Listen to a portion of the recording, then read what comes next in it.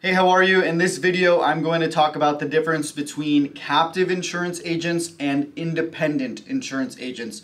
I'm going to give you the raw truth about the two different sides of those two worlds, with captive world and independent world. I'm going to be straight to the point, no BS, with real numbers and the real benefits, pros and cons of each. So let's dive into it.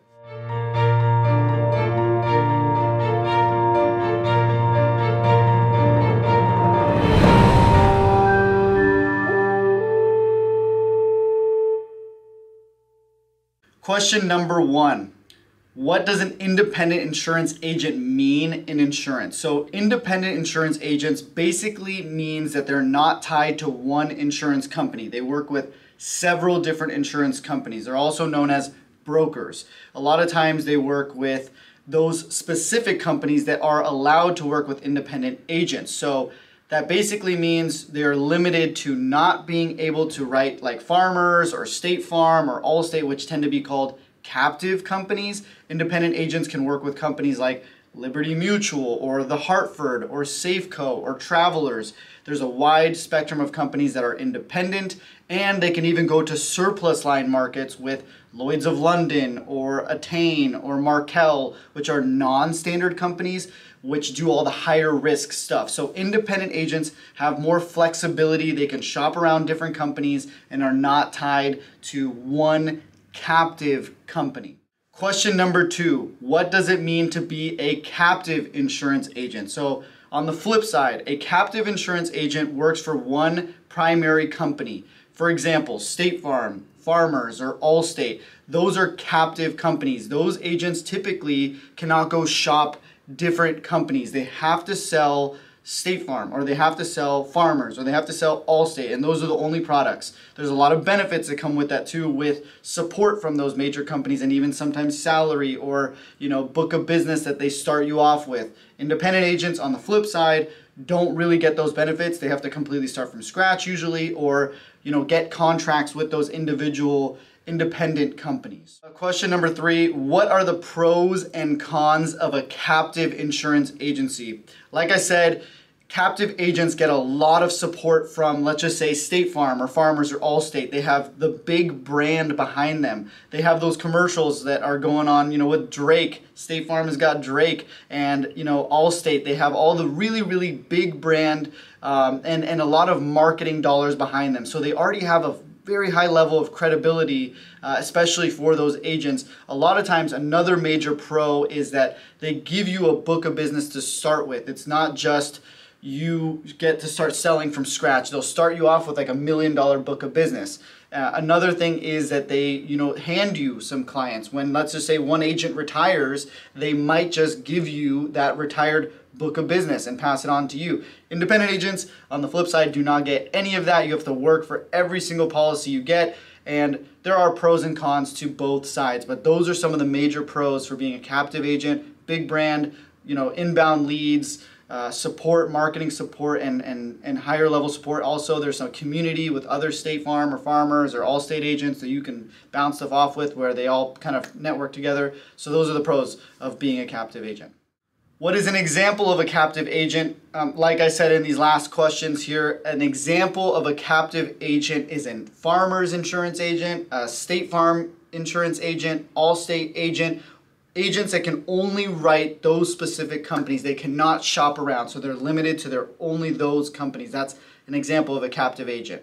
Question number five, what do most independent insurance agents make a year? So it really kind of depends. For independent agents, they are solely commission based, so whatever they sell is what they make. Usually that can be a spectrum of 10% commission up to even 18% commission on some policies. It really just depends. A lot of times commercials has bigger commissions, percentages. So let's just say they sell $1 million in insurance premium in a year. Let's just say on average they make 14% commission. That's $140,000. And if they retain those customers, they continue to renew, you can make that more years to come. So that's an example of what you can make as an independent insurance agent. What is the downside of being a captive agent? The downside of being a captive agent is that you can't shop around. I used to work for Farmers Insurance, and that was one of my biggest hurdles, is that I didn't feel like I could do the best thing for my customers. I couldn't shop around and give them options and try to find them the best rate and quality out there. That's why I chose to go independent. So that is one of the major downsides. Also, a lot of times those companies tend to be really expensive because they have the big brand, big name, Farmer, State Farm, Allstate. Those prices of auto and home insurance and even commercial insurance tend to be way higher than most other independent companies. So that's one of the downsides. You have to sell more expensive products and you can't shop around, so you're pretty limited. That's, tough to do. What is the advantage of using an independent insurance agent versus using a captive insurance agent? If you work with an independent insurance agent, you can get multiple options on your insurance. So if you're going to buy home insurance or auto insurance from a State Farm agent, they were only going to show you State Farm. If you go to an independent agent, you can get a quote from Liberty Mutual, Nationwide, Mercury Insurance, Travelers Insurance, Safeco. You can get 5 different quotes from the independent agent versus the State Farm agent or the Allstate agent is only going to give you 1 quote. So that's one of the major, benefits or, working with an independent insurance agent. How do captive insurance agents make money? So as a captive insurance agent, you're a State Farm, Farmers, or Allstate, you probably just work on commission. So if you build a book of business of $1 million and you get 10 to 15% commission, you can make $100,000 or $150,000 in commission every year. And also a lot of times these captive companies will give them a salary base or some initial starting book of business. So there is money already coming in versus independents don't always get that. How do you know you trust your independent insurance agent?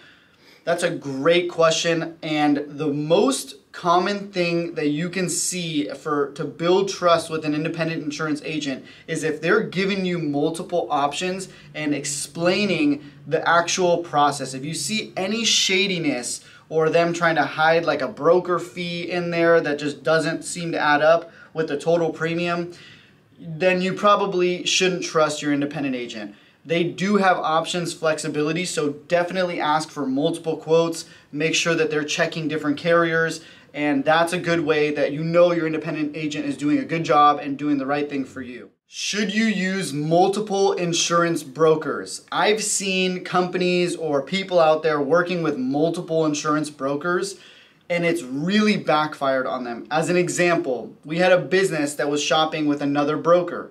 The big thing that happens with brokers is that when you go to a company, it will block that company. No other agent and no other broker can go to that company. So if one agent goes and shops out 3 companies and there's only 5 companies available, and you go to another agent and they shop the other 5 companies and they're blocked, basically your one agent can't do his job or her job properly, because a lot of times if you get a good quote, you can bring it to another company and you can leverage it. And you can say, hey, we got a quote here for $1,000. Can we get it to $800 to win this business? If another agent's in there blocking companies, it just makes the process messy. So it's always best to just work with one independent broker or agent, and that way they can do the best possible job for you. What is a reasonable broker fee to charge as an independent agent or broker?